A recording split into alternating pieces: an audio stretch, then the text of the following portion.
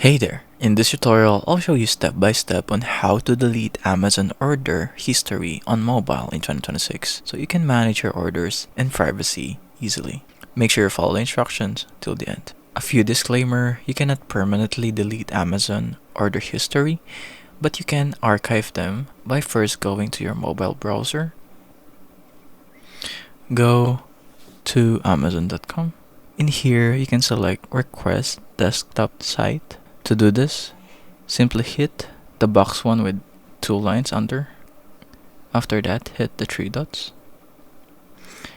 and hit request desktop website.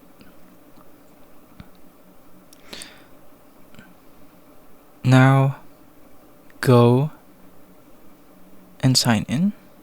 Sign into your account. After logging in to the mobile website, you can now go to your orders, return and orders, which is currently in the top right corner of your screen. And in here, I don't have any orders. But if you do, you could find the item and click archive order. It is the link near the bottom of the order box. After that, click archive order and it would have a pop-up window so you can click archive order. And that's it. If it helps, leave a like and subscribe for more tutorials like this.